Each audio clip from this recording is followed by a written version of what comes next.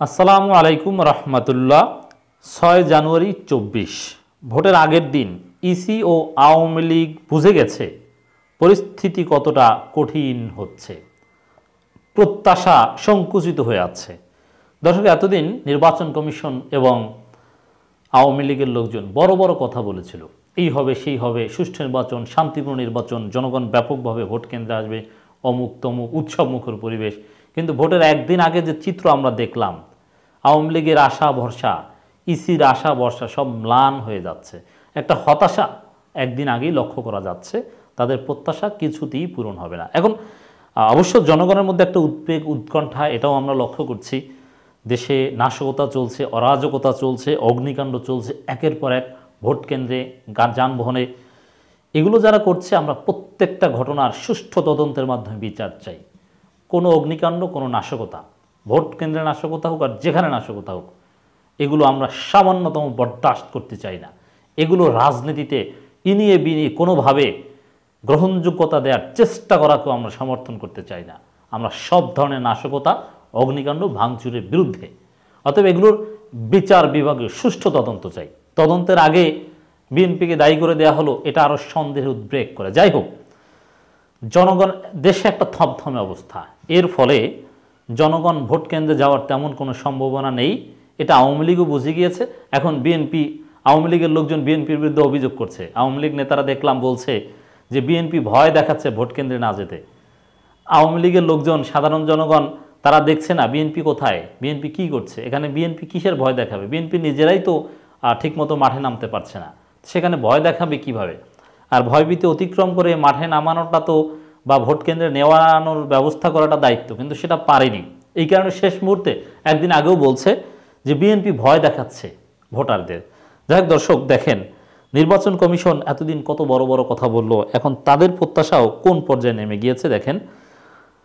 আমরা যেভাবে বলি সবসময় সেভাবে নির্বাচন শান্তিপূর্ণ হয় না, সিইসি একেবারে একদিন আগের লেটেস্ট বক্তব্য। এর মানে কি? এতদিন যে বড় বড় কথা বলেছেন, নির্বাচন শান্তিপূর্ণ হবে, ব্যাপক অংশগ্রহণ হবে জনগণের, ইত্যাদি ইত্যাদি, কিন্তু দিন শেষে সেরকম যে হবে না এটা তিনি বুঝতে পেরেছেন। তাহলে কি হবে? দেখবেন যে অনেক জায়গায় নৌকার লোকজন কিংবা ঈগল প্রার্থীর লোকজন কিংবা ট্রাক প্রার্থীর লোকজন তারা ভোট কারচুপি করছে। দেখবেন যে সেই লোক, যে লোক 57 সেকেন্ডে 43টা সিল মেরেছে, তিনি আবার নির্বাচনী মাঠে নেমেছেন। তিনি এজেন্ট ছিলেন, এখন আবার এজেন্ট হতে পারেন। গণমাধ্যমে তাকে নিয়ে রিপোর্ট হয়েছে তিনি আবার নৌকার পক্ষে কাজ করছেন। এখন তাকে সাবেক শিবির কর্মী কেউ বলছে না। এর মানে এই দামি নির্বাচন বা একতরফা নির্বাচনেও দেখবেন যে নৌকা এবং ঈগল প্রার্থীর লোকজন ব্যাপকভাবে কারচুপি করছে, কারচুপির প্রতিযোগিতা হবে। এবং মারামারিও দেখবেন, এজেন্ট বের করে দেওয়া থেকে শুরু করে নানান মারামারি।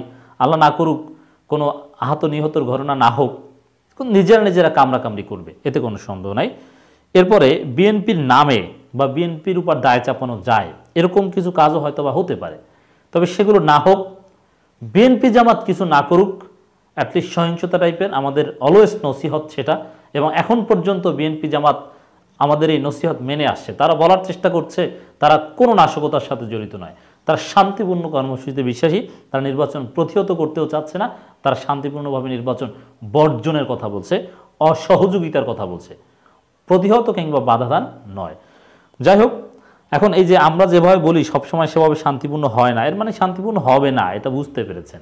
দেখবেন যে কি পরিমাণ নৌকা রিগলের লোকজনের কামড়াকামড়ি আগামীকাল দেখা যাবে, সেটা আজ করতে পেরেছেন হয়তো। প্রত্যাশা পূরণ হওয়ার কোনো সম্ভাবনা নেই। প্রধান নির্বাচন কমিশনার সিইসি কাজী হাবিবুল আউয়াল বলেছেন, গণতান্ত্রিক নির্বাচনের জন্য মানদণ্ড অনুসারে আমাদের আইন রয়েছে। বাংলাদেশের মানুষের আকাঙ্ক্ষা ভোটাররা শান্তিপূর্ণভাবে ভোট দিতে পারবে, কিন্তু আমরা যেভাবে বলি সেভাবে নির্বাচন সবসময় শান্তিপূর্ণ হয় না। এর মানে এতদিন যে বলে আসছেন সেরকম না হওয়ার সম্ভাবনাই বেশি। অশান্তি সৃষ্টি করলে তো আওয়ামী লীগ কিংবা নির্বাচনে যারা আছে তারাই করবে। নির্বাচনে ভোট কেন্দ্রে বা সেগুলো সংঘাত সংঘর্ষ এড়িয়ে চলার নির্দেশনা বিএনপির রয়েছে, জামাতের রয়েছে। অতএব এই ভোট কেন্দ্রে আশেপাশে তারা যাবে না। তারা হয়তো বা রাস্তায় দু একটা মিছিল টিছিল করতে পারে বা হরতাল করেছে, হরতালের সমর্থনে জনগণকে আহ্বান জানাতে পারে, কিন্তু ভোট কেন্দ্রে যেতে বাধা দিবে এই সাহস বা এরকম কোনো উদ্যোগ বিএনপি জামাতের প্রশ্নই আসে না, থাকার প্রশ্নই আসে না। যাই হোক, নিজেরা নিজেরা মারামারি করবে। আমরাও এখন পর্যন্ত এই যে একতরফা ডামি নির্বাচন 100% নিজেরা নিজেরা, সোশ্যাল মিডিয়ায় ছবি ছড়িয়ে পড়েছে, নদীতে নৌকা চলছে, নৌকার উপর ট্রাক, ট্রাকের উপর ঈগল, এই হচ্ছে নির্বাচন। এর মানে সব নিজেরা নিজেরা, সব নৌকার উপর, এবং তার সাথে পাশে লাঙল।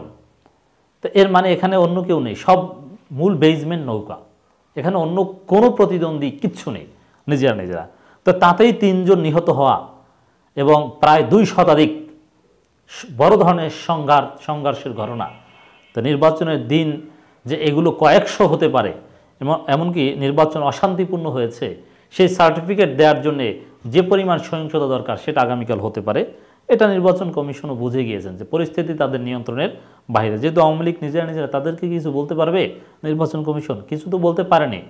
একজন মন্ত্রীর বিদেশে হাজার কোটি টাকার সম্পত্তির তথ্য পাওয়া যায়, হলফনামায় গোপন করার অভিযোগ, কিচ্ছু করতে পারে না, কোনো ব্যবস্থা নিতে পারেনি। ভোটারদের জোর করা, রাষ্ট্রীয় সুযোগ সুবিধা থেকে নাম কেটে দেওয়া, কত কিছু। কিন্তু নির্বাচন কমিশন শোকজ ছাড়া কারো বিরুদ্ধে কিচ্ছু করতে পারে না। হুমকি দামকি দিয়েছিল, একজন নির্বাচন কমিশন বলেছিলেন দেখবেন যে আগামী 1 সপ্তাহে অনেক কিছু ঘটবে, মানে এটা তারা বোঝাতে চেয়েছেন অনেকের প্রার্থীতা বাতিল বেশি, কিন্তু কিচ্ছু হয়নি। এর মানে মেরুদণ্ডহীন নির্বাচন কমিশন শৃঙ্খলার জন্য কোনো ব্যবস্থাই নিতে পারেনি।